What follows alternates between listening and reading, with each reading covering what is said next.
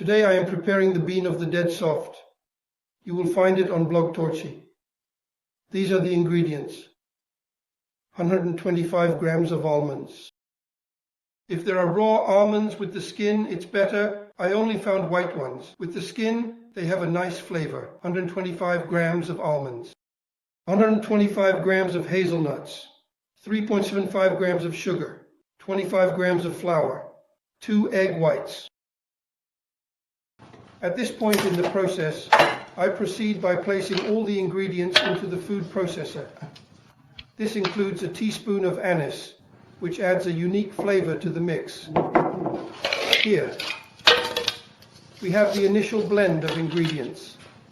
This is essentially the dry dough that has been finely chopped in the food processor.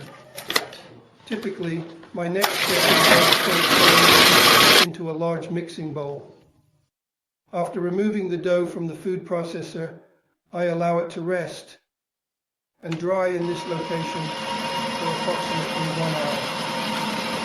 This resting period is crucial as it helps the dough to achieve the right consistency and texture, which is essential for the next stages of preparation.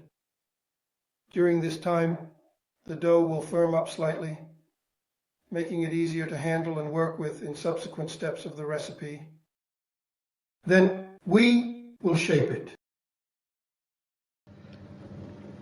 This is the dough that has rested for 2 hours, as it is kneaded and dries a bit. Now I make small rolls, like gnocchi in the flour, like these. Thus, the size can be made as desired, small or a bit larger.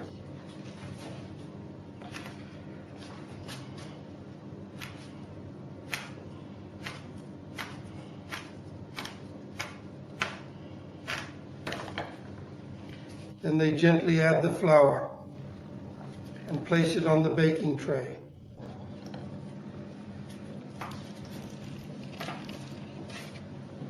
They are left to rest for at least 2 or 3 hours, and then they can be cooked. This is the bean of the dead. I put it in the ventilated oven. It is placed in the oven at 150 degrees for 15 minutes. This is the bean of the dead, still beautifully warm and just out of the oven. You will find it on Blog Torchy. After 20 minutes and 2 hours of resting, it is fabulous.